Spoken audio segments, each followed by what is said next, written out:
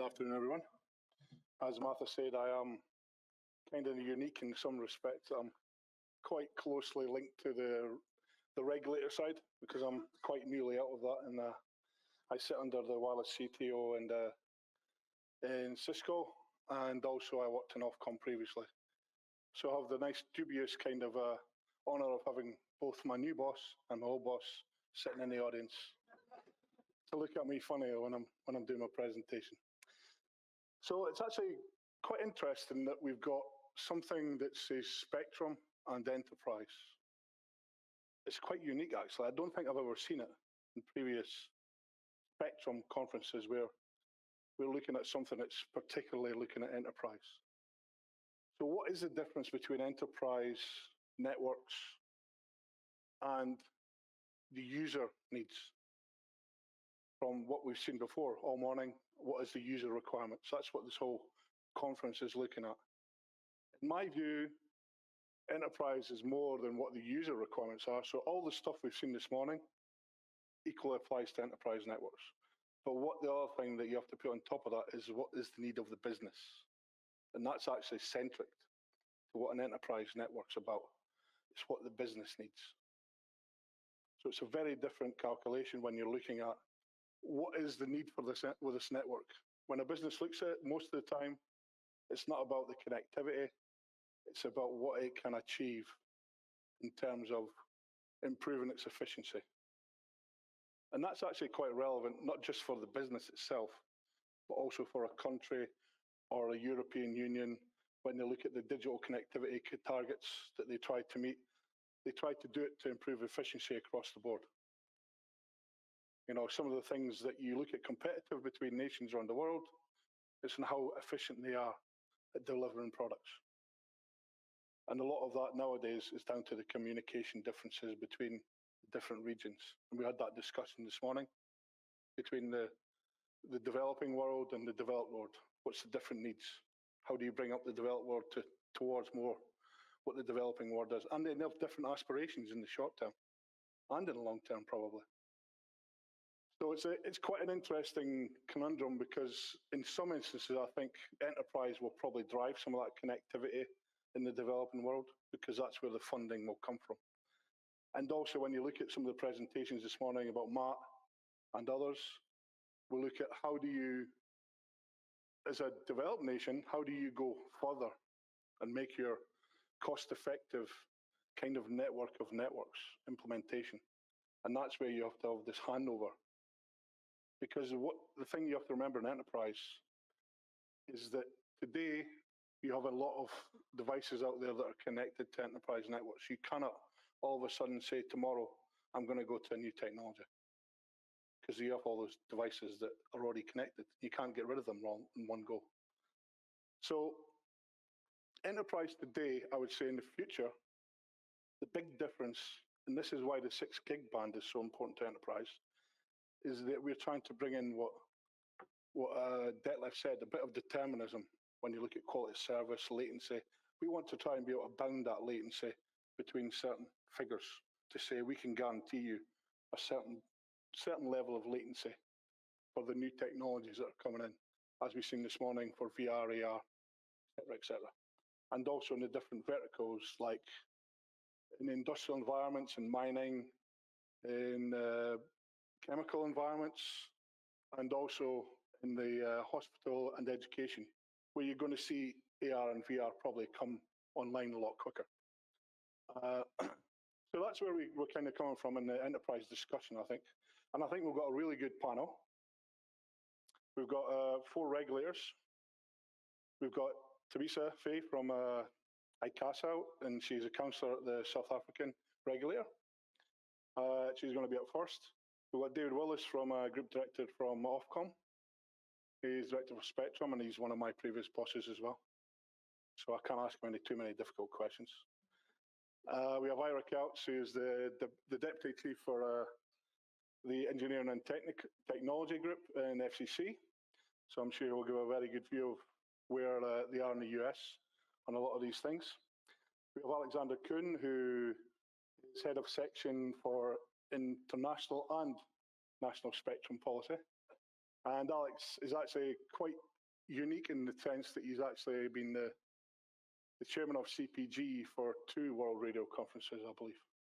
I think he's the only person that's ever done that. And did a very good job of it, I can say. We have Tiago Rodriguez, who's representing the Wireless Broadband Association, and he's the president and CEO of that organisation. And that brings in the open roaming pass point discussion that we're going to have, which I think brings in a different angle into the discussions, which is more than spectrum. And then we have Tom Smith from Wireless Connect, and he's the CEO, and he'll give a view from the WISP point of perspective. So with that, I'll invite them all up to the chair, have a seat, and then we'll go through your presentations one by one.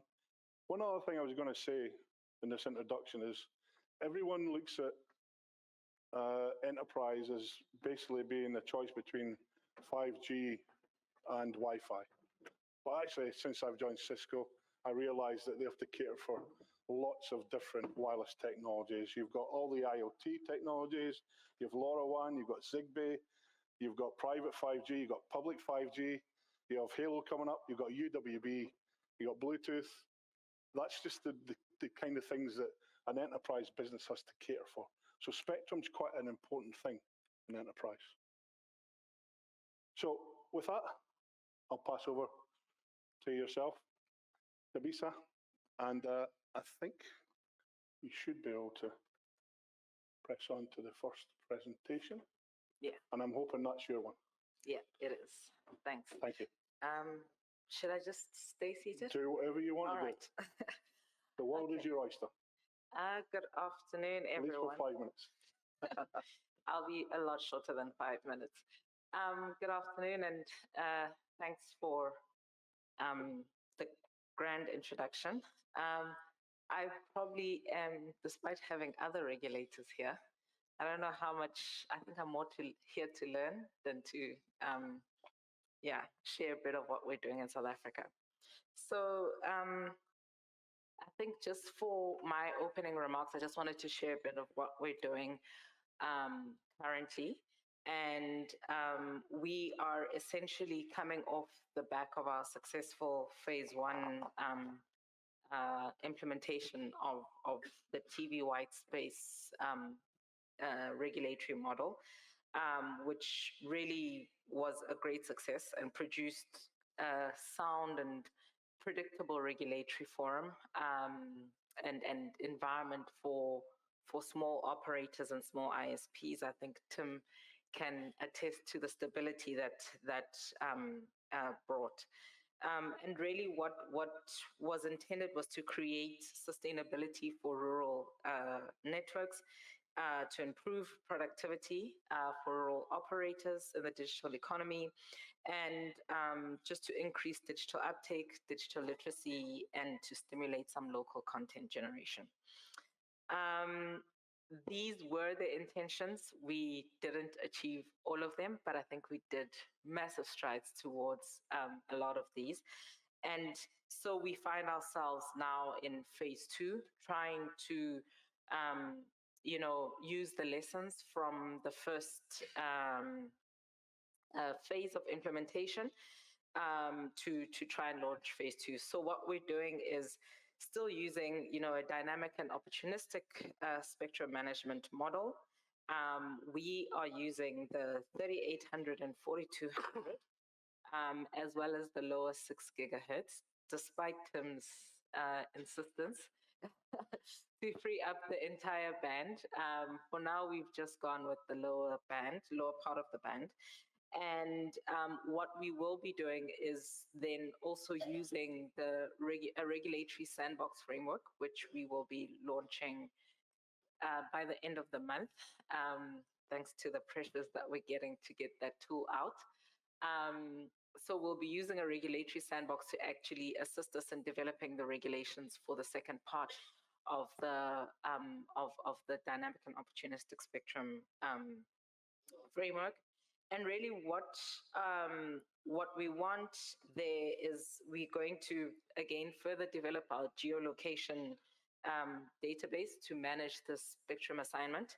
And our key considerations are around ensuring that there's no harmful interference, ensuring that we identify all the adjacent services, and I'll move on to the next slide, that we identify all the incumbents as well as the adjacent services in both the upper and the lower parts of the adjacent bands, so that we don't have any harmful interference around that. We are currently wrapping up that first part, which is around doing the simulations. So we've collected all the data, we've identified where everyone is geolocated, and now we are doing our lab simulations, and we are about to wrap those up, and then we are ready to go to trial. We will trial 2 areas, a rural area in KZN, where similar to what Tim showcased earlier, and then we will also trial a peri-urban area, which is a lower economic area, but quite densely populated.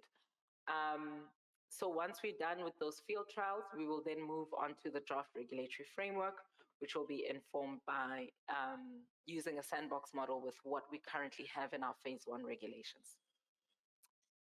And really, this is just a summary of what we're trying to do and who we're trying to target. Community networks, so Tim, you counted in. We're also going to look at private networks, and this is really for us to support not just looking at these networks for only community networks, but we have seen a keen interest from private networks doing work in certain verticals. Some of the areas where there isn't any use of the spectrum, where we're hoping to then employ the dynamic framework, areas that are seeing new industrial development. So we are hoping that we can support that sector development using those private networks. And then we want to then be able to host any other future technologies in areas that wouldn't generally have the connectivity if we were to depend on massive operators and bigger ISPs. I think I'll stop there for now. This is just a highlight of or a high level diagram of how long it's going to take. 3 years, we are literally slap bang in the middle of the 3 years, and we're hoping that in 2026 we would have wrapped up everything and begun to authorize using our database. Thanks. Thanks, Teresa. I'm just going to get one question on what you've presented. I think it's quite interesting because I was involved in TV Whitespace as an Ofcom a long time ago, and we did a lot of trials on that. And actually, as a technology, it was very successful, but as a mass market technology, it never took off. And I think the same thing happened under the FCC rules as well. I would say UK TV Whitespace is actually very similar to what we see in AFC today, where you have that kind of flexible power use. But what I was kind of interested in, do you think you're going to see hybrid models for providing connectivity in South Africa to kind of areas that are probably more difficult to get cable to? You may have satellite hybrid with some of these different technologies. Is that the kind of thing that you think you will see in the future in South Africa? Yes. In some of these models? Definitely. I think we also had a similar experience. I think the rollout of the TV Whitespaces was initially quite successful, but the uptake of it as a technology, especially looking at it from a commercial perspective, hasn't been as successful as we wanted to be for various factors that we've listed in our implementation report. So we are looking now, and that's why we haven't limited it to just community networks, but also looking at using it for commercial use and for to enable verticals so that it can be somewhat of a hybrid use case. Yeah. Great. Thanks a lot. So next speaker. I think we should give Teresa a round of applause. Thanks, Teresa. So our next speaker is David Willis. As I said, he's one of my previous bosses, so I better go kindly on him. David, the floor is yours. Yeah, so as Chris said, you might think I'm going to say upper six. Actually, that's probably the last time I say upper six. I got asked to talk about our shared access framework, which is in 4 bands, including 3.8 to 4.2. So we're going to talk more about that today, assuming I can get. So for us, we really looked at there was a need sort of emerging through the mid teens, I guess, of how do you support private networks, potential new 5G use cases, and that led to a couple of new spectrum management frameworks. It has one called our local access framework, and another one, the shared access framework. We're going to talk about shared access today. Local access was giving access to MNO spectrum where MNOs aren't using it. We've had very limited take up of that. But on the shared access framework side of things, which crosses 4 bands, so 1800, 2.3, 3.8 to 4.2, and 26 gigahertz. We've had take up a peak of 2,000 licenses. Some government funding has gone away and that's come off a bit, but I'll talk a bit more. So we opened that up to consultation in 2018, then made spectrum available in 2020. There's been a lot of 5G fixed wireless access, and then some new use cases sort of emerging more recently. So we've seen stuff in ports that's been very unique and interesting, stuff for 5G broadcasting. So innovative video applications. It was used at the coronation. It's been used at other events.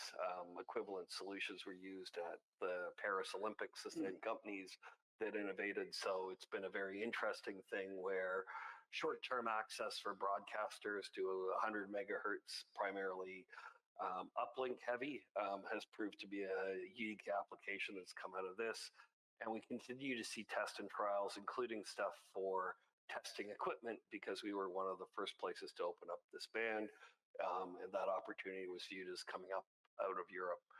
We then, and I think this is really good learnings, I was in the US earlier this year, CBRS, you need to iterate, need to learn as we go along.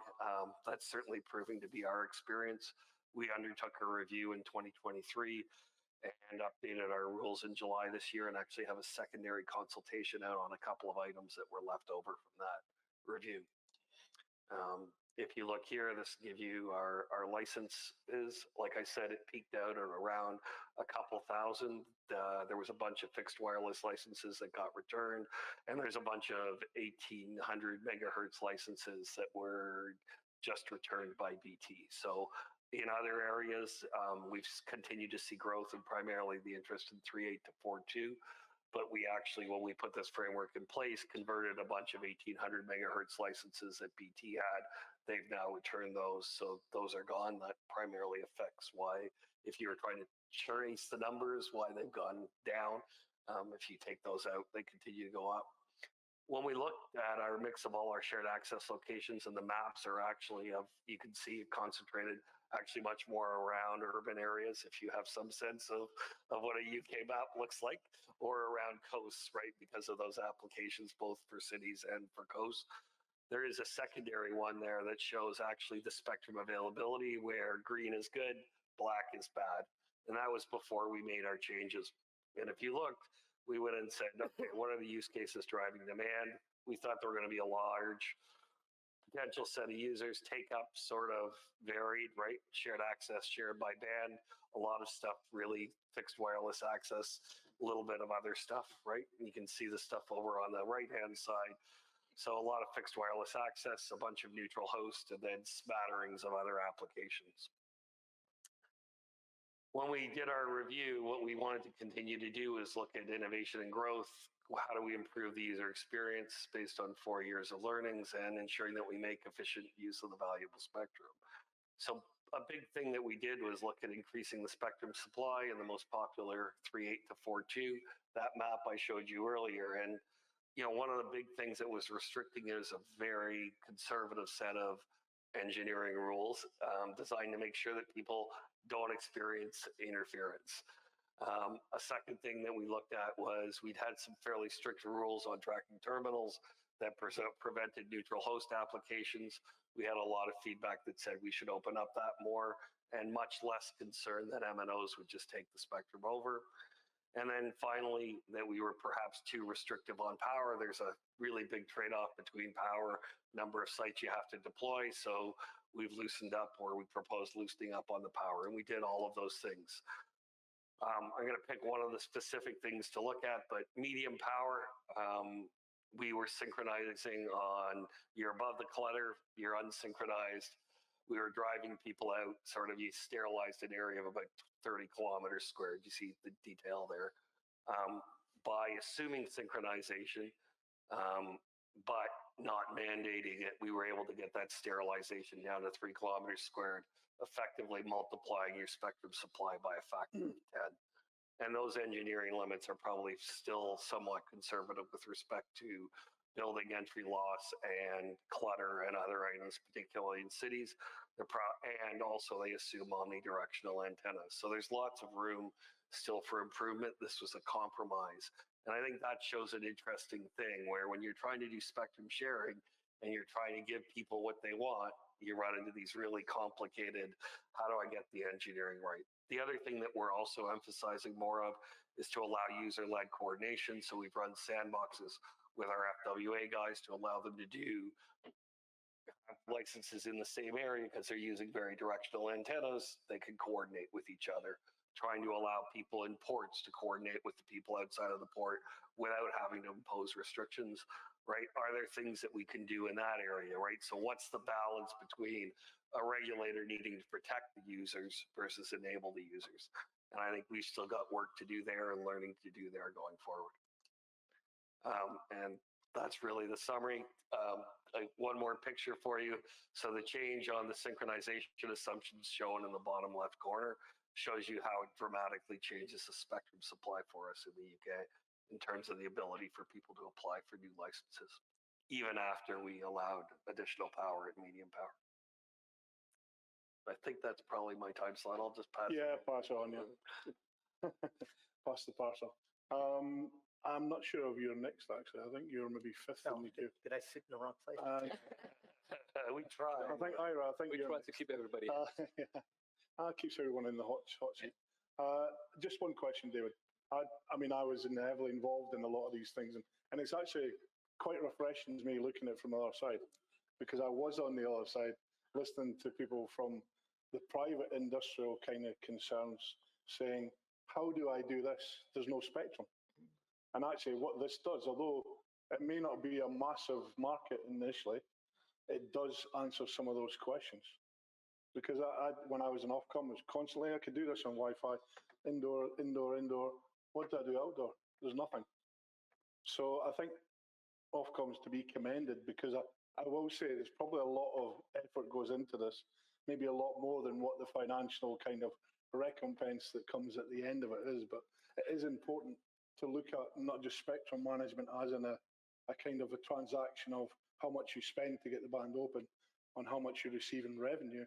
It's actually how much of productivity gains that you may release as part of that kind of enterprise kind of usage. Yeah, and I think that's something that I can see from my side in Cisco now that I didn't see when I was in Ofcom. So it's to be commended, I think. And actually, I would like to see it be expanded. I'd like to see TV Whitespace to be looked at for some of the shared access kind of stuff as well, because then you could have wider area networks. Sorry, Ira. Okay. Next. All right, well, thanks. So maybe my presentation takes a slightly different approach, and I tried to look at the spectrum management side, user-centric, kind of think, well, what does that really mean? More of a maybe philosophical look, and maybe reinforce some of the themes we've been hearing throughout the day. So when I try to think about, what does it mean to have a user-centric approach, and why are we so focused on that? I started to think, well, what did we get wrong in the past, and why is this so important? And the regulatory model was always, well, the regulator kind of knows what's going on, make a good faith attempt to kind of make spectrum available, adopt some rules, and then hope for the best. and see what happens. Wash, rinse, repeat, do it again and again and again. And obviously that model doesn't quite work because we don't necessarily meet people's needs. The regulator does not know everything. We're not omniscient. So where are we going? So the user-centric approach. Users come in all shapes and sizes, right? We've heard it all day. We have enterprise, we have individuals, your neighbors, teachers, doctors, they're all over the place. Everybody's accessing spectrum one way or another. Wi-Fi, 3G, 4G, 5G networks, satellite, it doesn't matter. At the end of the day, Chris said this a few times. At the end of the day, people just want these things to work. They don't care if it's Wi-Fi, if it's 5G, it doesn't matter. I just want it to work. I want it to be cheap. I want it to, and do what I need it to do. So, as a regulator, what is it we should be doing and focused on? Providing choices, providing the options. So basically, looking overall, what are the needs? We want to make sure there's wide area broadband available. We want to make sure that there's local broadband like Wi-Fi, that you can accommodate the Internet of Things, machine to machine, and all the other uses. And so how do we get there? We've got all these different types of networks and whatnot. And at the end of the day, we let users make their own decisions for how they want to access, right? So again, as a regulator, what should I be doing? Providing a level playing field for folks, the smart folks out there, all you folks who are building these really cool devices and designing these networks, to have the ability to pick and choose how best to provide that access and to do it in a smart way that meets your business needs, that meets the end user's needs as efficiently, as cheaply as possible, and also using the spectrum as efficiently as possible. And when that means, if we can enable, I'll use the term I hate using, but if it's to enable spectrum sharing, then that's great. If it's dedicated networks, that's great too. I'll mention spectrum sharing because Dynamic Spectrum Alliance, we're focused on sharing. I hate the term. I prefer to talk about enabling coexistence among different devices and networks. I just think it's a better way to think about things. So anyway, so what have we done in the US? Well, I'm sorry, before I get there. So as I said, it's all about choices. Provide the users the choice to pick and choose along their lines. So again, what have we done? We have our CBRS, which is probably maybe the poster child for dynamic database enabled sharing. We started with Whitespace. Whitespace has been very successful, I think, in some other countries. Unfortunately, the way it rolled out in the US was right as the investment was getting ready to ramp up. We decided to do an incentive auction and repurpose a lot of the broadcast spectrum that was going to support Whitespace. So everybody sat on the sidelines and waited. Investment dried up. But we'll see. I still think there's a place for those types of devices to provide connectivity, very good propagation. 6 gigahertz. We provided the full 1200 megahertz across that band. We have LPI. We have a very robust market that's developing and working really well. In fact, just last week, I was out in Ann Arbor, Michigan. Again, maybe that's the poster child for showing the success. They, right off the bat, put in I think 30,000 plus access points as soon as our rules were effective. I was talking to the folks out there. They said the network is running great. People love it. The data rates are huge. There's very little congestion, and all the new devices are all 6E enabled, and it's just working great. So we have the LPI, we've got databases, we've got standard power running in the 2 bands, and we adopted rules for very low power devices.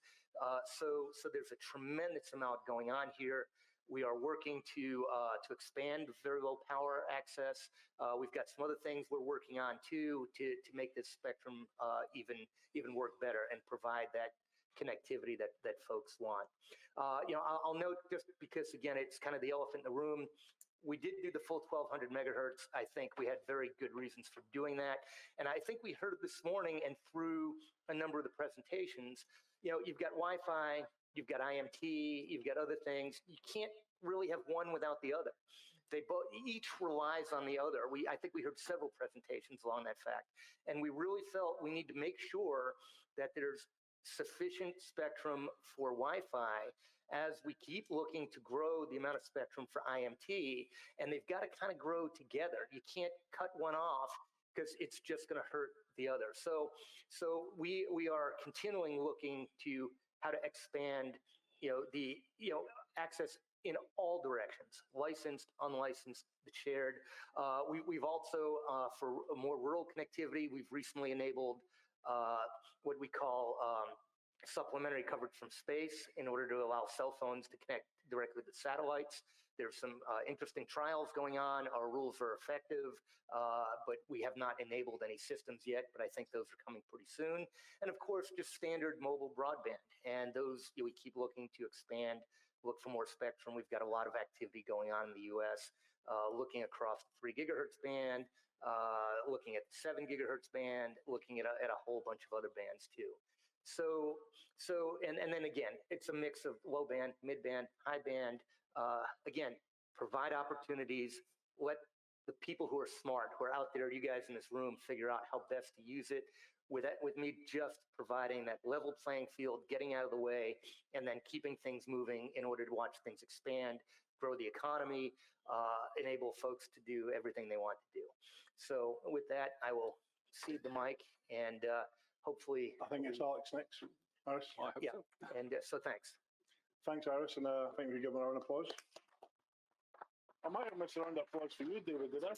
Wasn't intentional. I think we should give David a round of applause. Otherwise, it could be in big trouble. I'll be off his Christmas card list again. Only joke.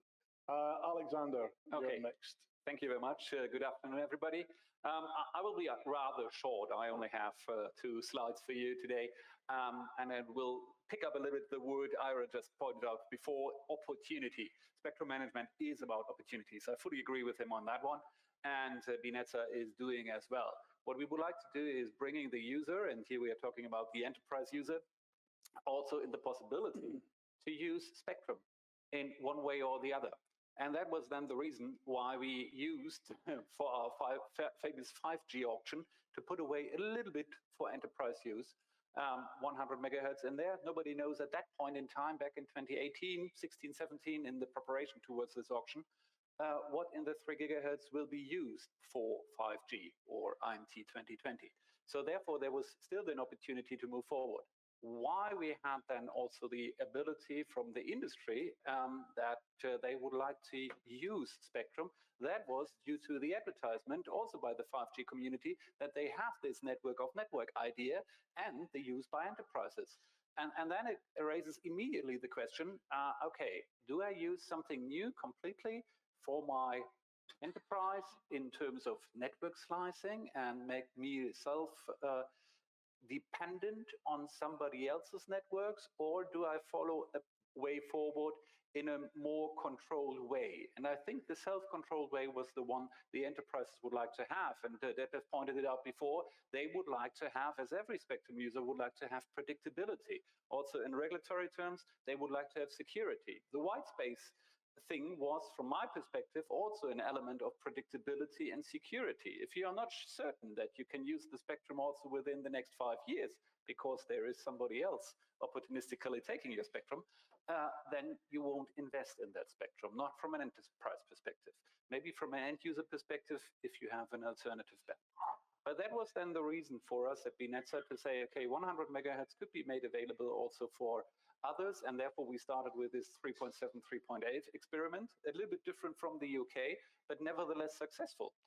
We have now over 400 licenses in that band, most of them low and medium power, but we have also high power networks in that one. And they are asking, can we maybe synchronize with other networks? Can we allow maybe seamless connectivity? And how can we do that? So what we do right now is also evaluating if there are new opportunities for those networks to move forward. The license duration is 10 years, so 2019 to 2029, and maybe 2030, something around that. And most of them are also asking us, can we maybe migrate then to the harmonized range, which is upcoming? And that's 3.8.4.2. Europe, and you heard that from the ECC chairman, is working towards harmonized usage conditions of those bands. And therefore, we are asked, okay, what can we do as BNetzA in terms of that spectrum then? Of course, the MNOs are asking then again, can we have the additional 100 megahertz? We may need it. It is needed, definitely. Obviously, there is interest, and of course, it is scarce as every time. I've put here also as well what kind of user we have already in that band from 3738. So we have 30% for research and development. They are really working out on new opportunities from the end user perspective. Then we have 25% really the core of the German industry, electronic and metal industry. They are using it directly in their companies and in their industrial facilities to produce something. And we have then 25% for ICT, for their internal communication. And we have 20% of mixed. And within these last 45%, there are a lot of broadcasters as well. So they use camera equipment, uplink equipment as well there in this field. And they are very interested in order to use then 3842 with much broader channels or more channels as well for camera in that one. So obviously there is an interest in the band. We see it as definitely a new opportunity, and we would like to make the spectrum as early available as possible to move forward. And then we will definitely also have then the challenge what to do with 3738. Do we just kick everybody out? Maybe not. Do we see then maybe some other options? Yeah, maybe network slicing is coming up now, because I heard already that this is gaining attraction also from the MNO side in order to make it more available for other users, in particular for enterprise solutions. Do we have new user groups coming up? Yeah, as long as we see more enterprises joining into using wireless technology in their production processes, we see definitely new user groups here as well. And then we come to the technical element in there. That's the power limits. The limit of 3842 is for medium and low power so far, but we have, as I said, some high power usage as well. So there we need to find a solution in order to make then the best use of 3738 and not create another legacy issue maybe in Germany. We would like to see, and this is what we've learned as well from the 5G development, and maybe that's something along the lines towards 6G as well, that competition is always key here as well. If you have competition around the spectrum, then there is interest of investment, and there will be people building up new networks. And I'm quite certain that also the decisions from Ofcom and also from BNetzA drive a little bit the way towards an early rollout of 5G. And then we've seen that everybody was asking, okay, what can we do with standalone networks?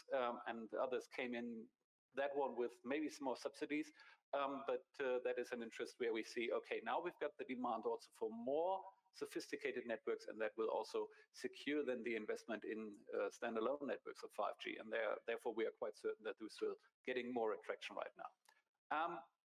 The overall element on that one, and that's my final point, is then you do not need only predictability, but you need also regulatory certainty. And BNetzA is working in that direction very intensively in order also in the future to bring spectrum to the market, to the user, and also then to the network operators. Thank you. Thanks, Alex. I think Thiago's next, and thanks for giving Alex a round of applause without me asking you to. Like learning. Thiago's next, and maybe something for you guys to think. I want you to think about some questions for Ira and Alex, because I've not asked them any questions. Maybe something to do with, you know, why are the different needs in the different countries not being coordinated a bit better, maybe? One thing I would think. If you look at 5G needs and you look at the needs of some of the enterprise and look at the needs of Wi-Fi, there's very different approaches in different countries and different scales of spectrum being made available, really. And what should really be similar markets, I would think. So it's maybe something that people should think about a bit more. Sorry, Thiago. Maybe you're going to solve all these problems by open roaming and Passpoint. Yeah, I don't know about that. First of all, good afternoon, everyone. I want to thank Dynamic Spectrum Alliance, Marta, Andy, for the invitation to be here today. I feel the lucky one on this panel because I'm not talking about spectrum. I'm not talking about shared spectrum. So I will talk about one example of one innovation can be done on top of the networks that are deployed. So this innovation is open roaming. So open roaming has the vision to interconnect all the Wi-Fi networks in the world. So a typical example is myself as a traveler, I arrived this morning to Geneva. I arrived to the airport. I need to choose a Wi-Fi network. I need to know the SSID. I need to register. I need to download my emails. I did it, and then I arrive here to the hotel, and I need to repeat all that process again. So I think there is a better way to do that makes the life of all of us as consumers, but as well to the enterprises, easier to manage and deliver connectivity to all of us and to the use cases that they pursue. Open roaming right now is part of that solution. So open roaming is an open standard.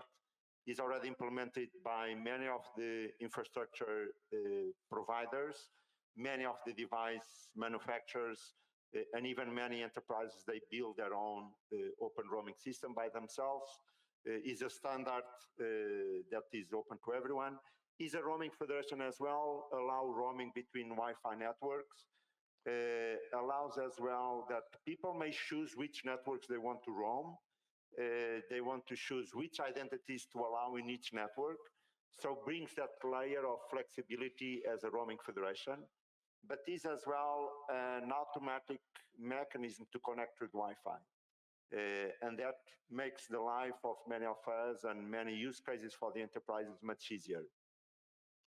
Is that as well as embedded a privacy and security framework that guarantees that when we use open roaming, there is no shared passwords. There is no open access networks.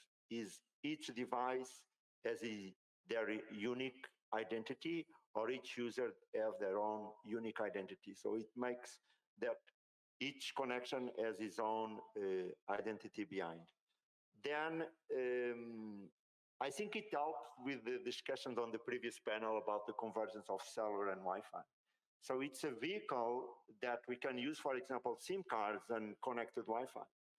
So I could enter on this hotel and connect to the Wi-Fi using my SIM card and the identity of my mobile operator. I will present examples of mobile operators using open roaming and the passpoint technology just to augment capacity, augment coverage. So places like this can be used by mobile operators to expand their capacity. Then as well IoT, we expanded the standard to IoT use cases. So it's another way that IoT devices can come to a network and automatically connect to the network and attach to the network. So that will make, special for the enterprise environments, it makes the life of the IT managers much easier because they can just configure the network, just bring those IoT devices, and the IoT devices will attach automatically. Then is a framework for innovation. I have examples of all different type of use cases, people deploying Wi-Fi networks just for Wi-Fi calling services, for voice. We have retail brands using open roaming and Wi-Fi as a way to sell their goods and services that they have to their customers. Sharing just a little bit about open roaming, we have been capturing over a crowdsourcing map. There is thousands and thousands of networks already deployed.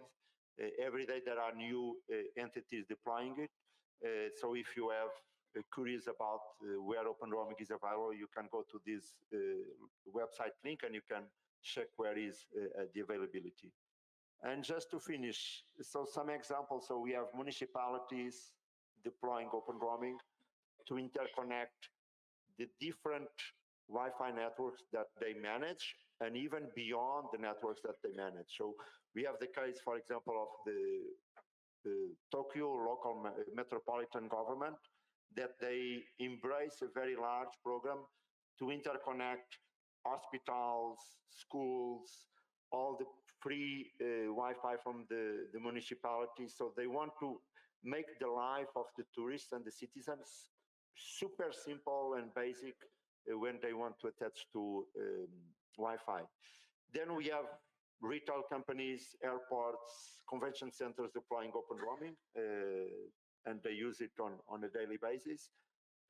And as well, mobile operators, service providers utilizing open roaming to expand their capacity. Thank you, Tiago. Very interesting.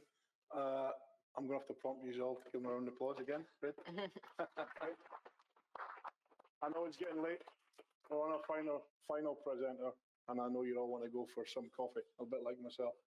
So, final presenter, Tom. I'm going to ask the question at the end on open roaming for everyone, but I'll give Tom the mic now. Thanks, Tom. Just I think you got it the other way. No.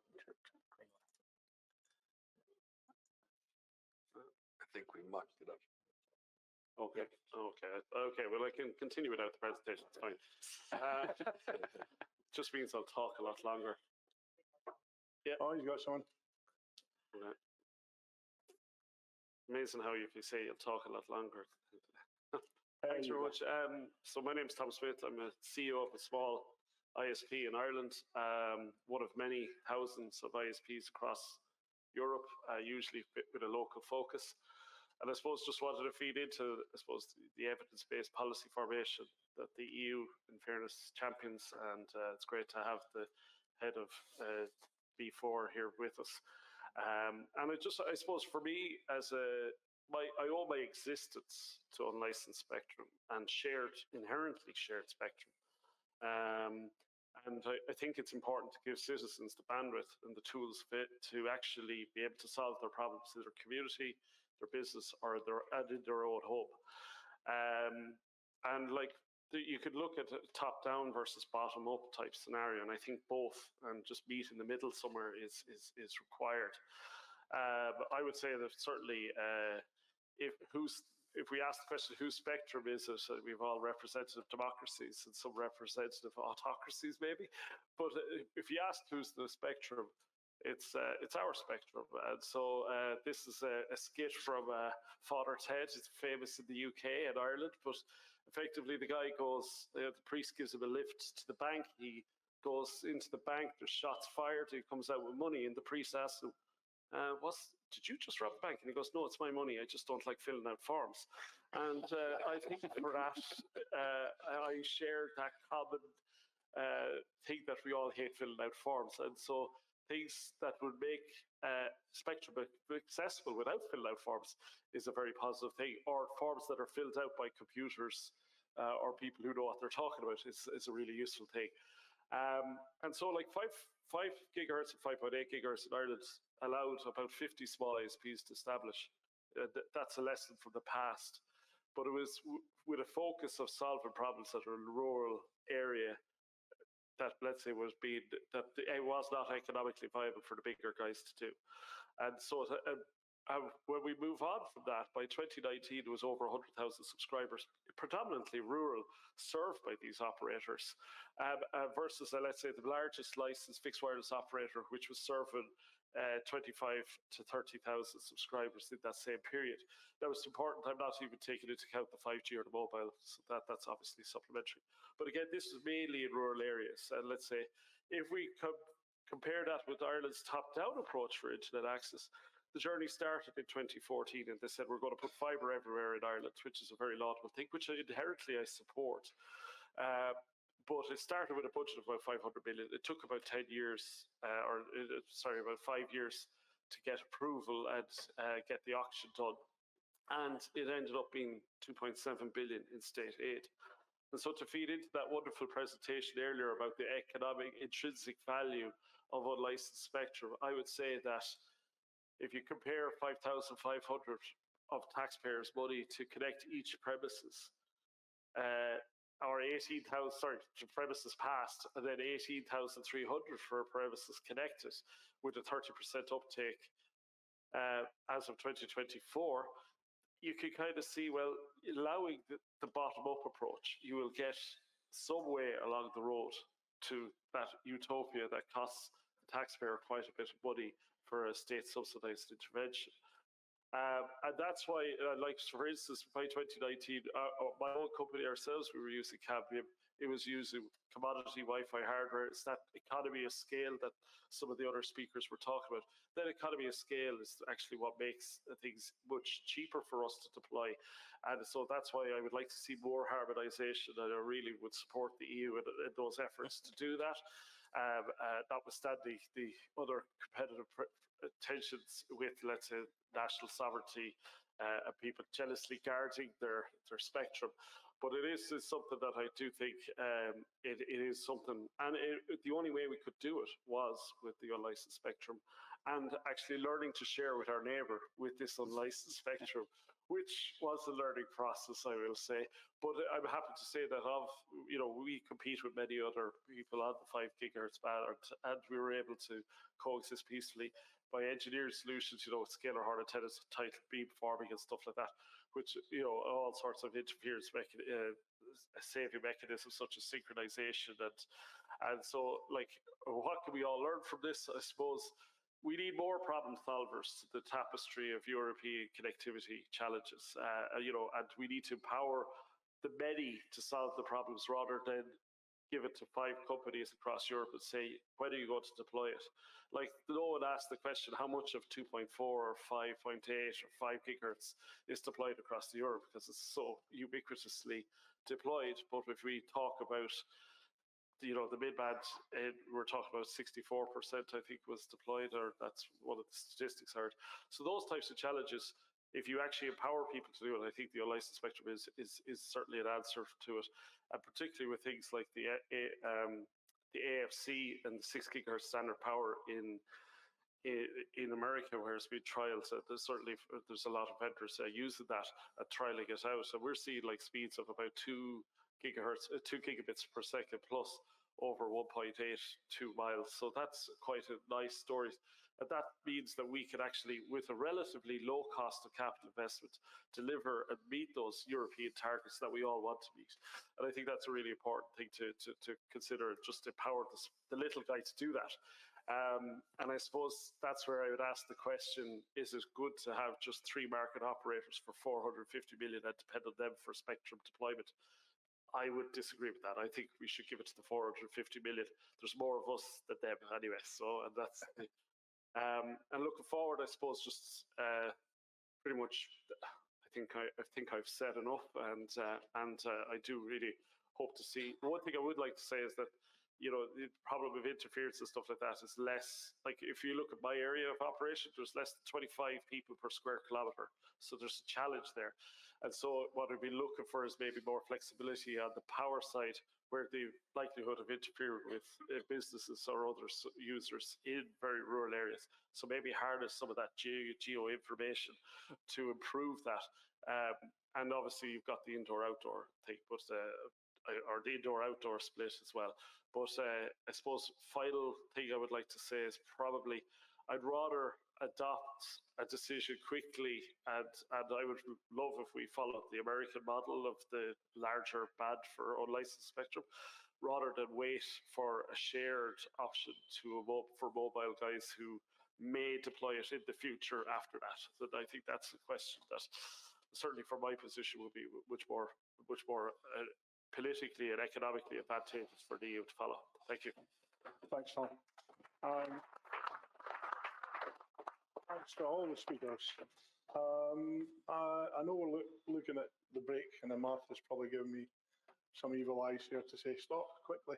So I'll leave the floor to give a couple of questions, because I see a couple of hands very eager to ask questions. So I'll give it first to Dean, and then Tim, if somebody can give them a mic. Never. Don't believe you. Told you as well. How do we create a framework for sharing at different timescales? Because we heard enterprise might need 7 to 10 years, a utility company might need 30 years, an event like a festival might need a week or a month, and the peaks and troughs, if you wanted to have extra spectrum, might be minutes, hours, even seconds. Is it possible to create a spectrum sharing framework that goes from seconds to decades, or do we need lots of different options for the different tranches within that? How do we go from this side to this side? You first, Tom. Me? Okay, that's a tough question. Thanks. Personally, I think it depends on the mobility question of the person requesting the spectrum. I think that's a really massive importance. I think the more mobile you are, the more short-term the view needs to be in terms of, let's say, the client requesting the spectrum and stuff like that. Certainly, I think using the geographical information available and being able to somehow have that reliably stored on devices and reliably accessible to devices who are actually advertising the service is important. But in terms of a 30-year look forward, I've never had to worry about that because it's a small business. So, yeah, no, well, it's almost an impossible question to answer, but because when you look out over those time frames, we know there's going to be an evolution in devices, an evolution in protocols, an evolution in network technology, access technology, and so forth. So I think what we need to do is kind of some of what I think I had kind of talked about. It's providing options and opportunities and making sure that there's spectrum availability so that if I do have a 30-year outlook, that's a little bit tougher to assume complete stability, but over 5 years or 10 years, I think you want to provide a certain amount of certainty that if I make some plans now, that spectrum will be available or I'll have the opportunities to access it, so that if I do have a week-long festival or the Olympics or a Super Bowl or something like that, I have options.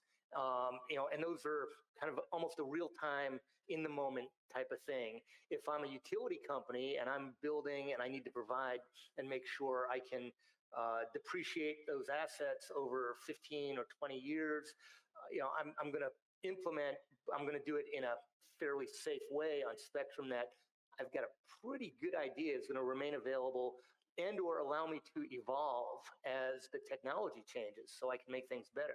So I'm not sure there's a good answer, but I think it's more as, again, for me as the regulator, having that outlook to ensure that the various types of uses and over those time frames that folks are interested in have a fair shot at being able to be accommodated as they arise.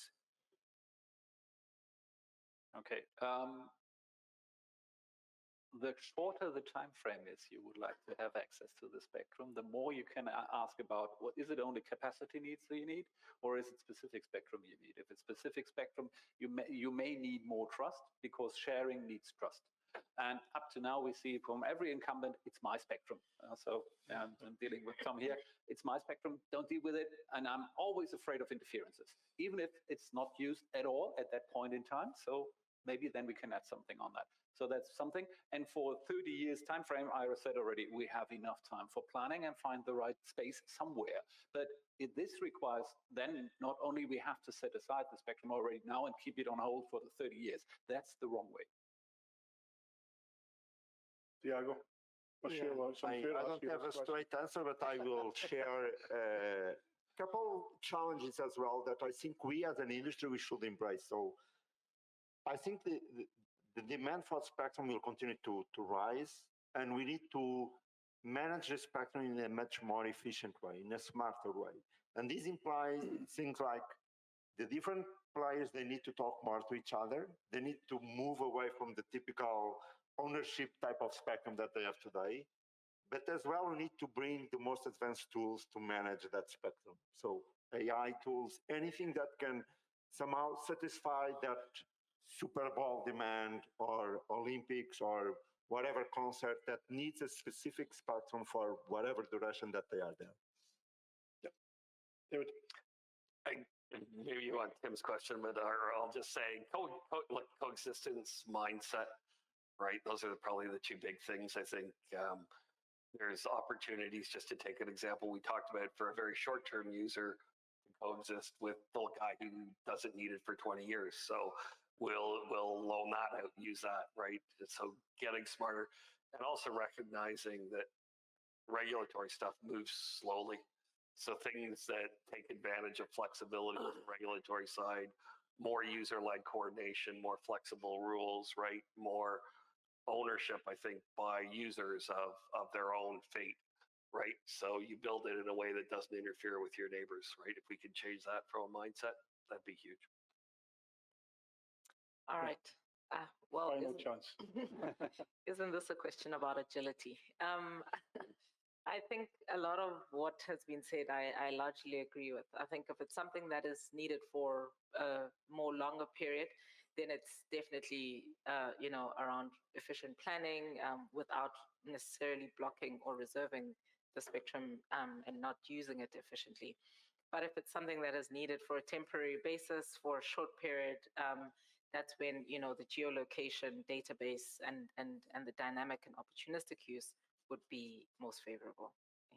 So if I can maybe jump in one more point, and this, to something that David had mentioned, I think, again, from the regulatory standpoint, the ability to evolve our rules or as we learn, and if there's a way to build that into the regulations to do it, or our process to do it quickly. So, for example, a great example in our CBRS, we've recently changed the propagation model because we learned over the last year or two that we were overprotecting, and we were overprotecting because the way we modeled clutter there was a difference of, I don't know, it was something like 12, 13, 14 dB or so. And by changing a simple change in the propagation model based on that experience, allowed, it's something like 50 or 60 million more members of the public to get unencumbered access to the spectrum. Because if I'm living inland in Arizona, I don't care if that Navy ship is off the coast of California. There's not going to be an interference problem. Yet that's what we were kind of assuming. So, and we were able to evolve that and implement that fairly quickly in order to provide better access, which kind of goes towards, again, make sure those opportunities are there, but also be flexible enough that when we see, not that we've got it wrong, but we can make it better, to go ahead and be able to do that as quickly as possible. Because we could do it and still protect the incumbents from interference and allow more and more users to get in and figure out how best to use the spectrum. Thanks. I was just going to say, from my perspective, I think you could harness the abilities of, there's a lot of new monitoring technologies out there that we never had previously. There's AI. There's a lot more programming to do big data, to slice it down and take out the information you need that you didn't have before. So there's new technologies out there today. The combination of all of them could give you more predictability, similar to what Mark's saying about vector roaming and things like that. You could do similar things with spectrum monitoring.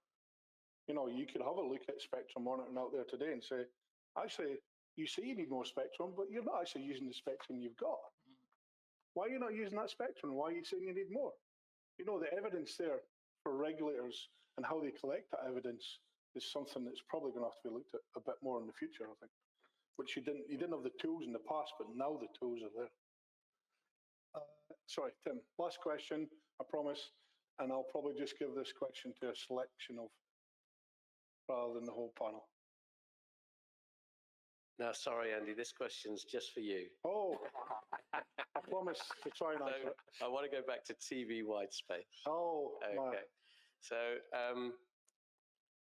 the problem with connecting Africa out is actually one of the problems is trees. And I'm rather fond of trees. They're actually on my list of very short list of more important than Wi-Fi. Conservation. I remember you mentioned that to me earlier. So TV white space is brilliant to get through the trees. I know we've got some physics problems in getting the bandwidth. 6 gig and 3.5 gig answer again. We've got some physics problems with getting the bandwidth with that. But from our perspective, the regulators came to the party beautifully in terms of opening it up and letting us try. But actually, it was the kit that let us down, not industry. I agree with you totally. I think there was a massive opportunity there for TV white space. I think it might have been ahead of its time. But I actually think it's probably now is the time to go back and look at it.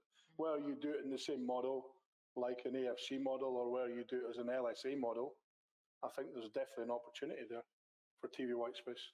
I think the kit could be done quite quickly for those bands, whether it's 5G, 4G, 6G, or Wi-Fi kit. Doesn't really matter. They're all very similar now anyway, to be quite honest.